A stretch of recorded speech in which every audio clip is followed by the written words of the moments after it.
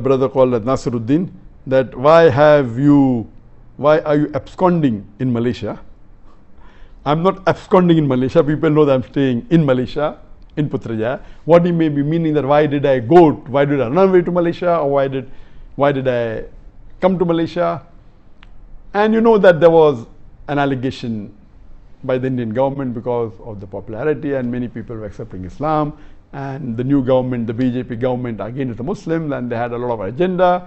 So they laid allegation against me, first on terrorism, they could not prove it. Then they said hate speech, they could not prove it. Then they went to money laundering, that also they cannot prove it. Then they tried to give me a bait and tried to convince me to come back at a compromise, which I didn't agree. Basically, I did Hijrah.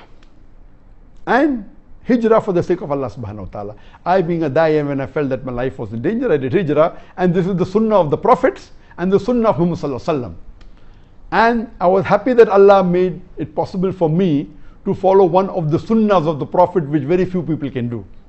I did Hijrah and I chose Malaysia. The reason is because I feel Malaysia is one of the best available Muslim countries in the world.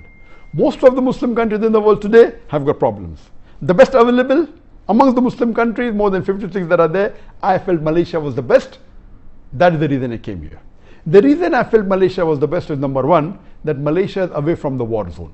You know, many Muslim countries are in the war zone, especially in the Gulf region. You have war in Yemen, you have war in Syria. So this Malaysia is away from the war zone, number one. Number two, it's away from the wrong influence of the Western countries. You know, people, the Gulf countries and Muslim countries close, which are in Europe and otherwise, they're under the influence, the bad influence of the Western countries, which Malaysia is away. It has very little influence of America and the Western countries, number two. Number three, Malaysia is the country which has the strongest passport amongst the Muslim country. A Malaysian can travel to 185 countries without any visa. This was, I checked up last couple of months back. USA may be additional 2 countries. The highest is Japan, 190 countries. Then is Singapore, 189 countries. Then maybe UK, USA, 187, 186. Malaysia is 185 countries. The strongest passport amongst all the Muslim countries. That is point number 3. Point number 4, amongst the non-Arab Muslim countries, I'm not talking about the Arab Muslim countries, the non-Arab Muslim countries, on an average, a Malaysian, according to me, is a more practicing Muslim than an average Indian or average Pakistani. I do not mean bad for the Indians or the Pakistani, even I am an Indian Muslim.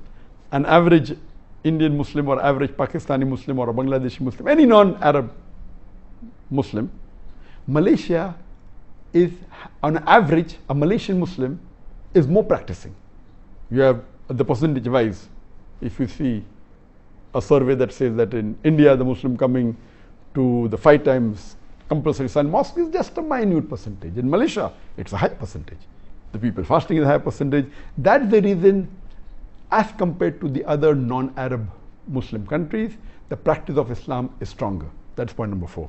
Point number 5, that in Malaysia, the federal religion is Islam. So you don't have to feel shy to call yourself Muslims. There are many Muslim countries where you feel shy to call yourself a Muslim. The majority are Muslims, more than 90% are Muslim, but because of the atmosphere, because of the so-called secular government calling themselves Muslims. So these were the reasons that I chose Malaysia over other countries. I had got requests from more than 12, 13, 14 countries to come and stay there, and I chose Malaysia as the best amongst the one available.